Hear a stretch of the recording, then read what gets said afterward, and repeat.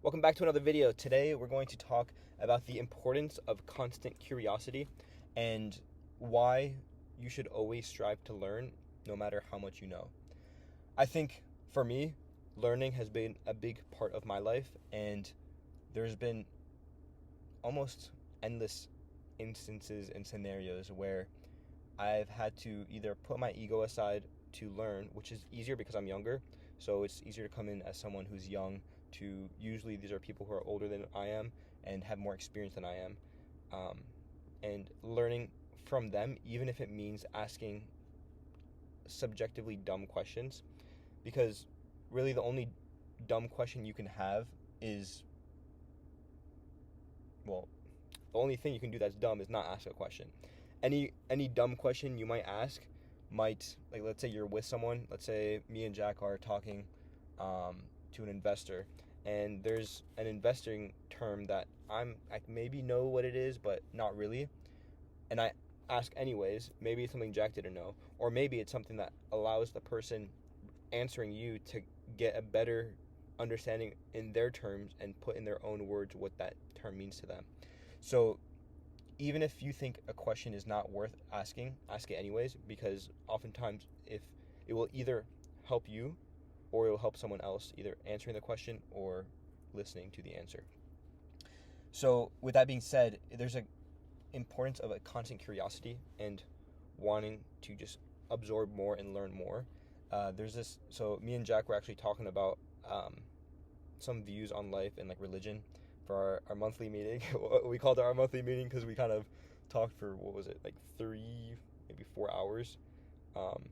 It rabbit hole basically, but it's nice to know that I have someone that's a founder with me that is excited to learn about, I mean, not just like religion and spirituality, but also business, and wants to grow. If you're surrounded by people who either don't have the motivation to learn and grow, or think that they know everything and don't need to learn, run away from those people, because they're only going to hold you back and drag you down. You want to be around people who are constantly working on how to better themselves and become better at specific challenges or tasks, or have a better grasp of the universe around them, whether that's understanding it in a religious or spiritual way, or whether that's understanding it in a skill or talent way. And there's this quote I love that, I guess it's more of an idea. The more you know, the more you realize the less you know. So the more knowledge you can grasp and attain, the better understanding you have on what the world is, and the more you understand that there's so much more out there that you don't know. So the further you get in life, the wider your horizon spans, and you can see all the ocean of what you don't know. And you kind of see, like, let's say you're like in a small pool, or like you have a little puddle, and you're like, oh, okay, I can like scoop up this water. When you scoop up that water and you, like, I don't know, drink it, that is a terrible analogy. You drink it and then you look down and it's just an ocean. So initially your mind was constrained to what you currently or had known, and tasting that little drop opened your eyes to what really exists and unveils all the information that you could digest. I think this this type of realization permits a humility that allows someone with even the most vast amount of knowledge to be humble and to understand that somewhere out there someone knows more than them. And there's a lot to learn from people who may seemingly know less than you, whether that's direct value from what they say, or whether that's an inverse value, or an antithesis of value. I guess that Jack likes that word, antithesis. He's using it in one of his videos. But basically, no matter what, you can learn from anyone and anything, and often people just overlook it. So actually today, it's a good example. Today I was dropping something off for my brother, and as I was walking out the store, some older, like maybe like 80s, maybe 90. No, yeah, he couldn't have been that old. But he was kept staring at me, and I was like, is he like staring at me? He's like, hey. I was like, yo, what's up? I ended up talking to him for like, it had to be like 10, 15 minutes, about religion. It's kind of what moved into our conversation with Jack. So he was telling me about Christianity. I was very politely telling him I'm not a Christian, and he was telling me, do I believe in the Lord? I was like, I believe in the Lord. He's like, do you believe in Jesus Christ as your Savior? I was like, I believe in Jesus. And it kind of like went on a little bit, and then we talked a little bit. He told me a couple stories and his views on religion, and I in return I shared some views I had, and it was a great interaction, a great conversation, and I learned a lot from that short conversation. I said, well, it was like 10, 15 minutes. Now, there wasn't anything new said per se, but it allowed me to get a better understanding of this man's view, and in turn what a lot of views of other people are, and understand how it correlates with my view. And I'm a very I believe that a lot of people argue just for the sake of arguing, and that there is a lot in common and more in common than differences. And it really just, religion, whether you're Christian, you're Muslim, you're Jewish, you're Hindu, you're anything, it really is, at the end of the day, the actions that it leads you to take, and whether or not you're becoming a better person, and whether that's through striving to do better to others or striving to do better for yourself and those around you. That is what really matters, and less so of the beliefs that get you there. Something I do love in Islam is the pursuit of knowledge is considered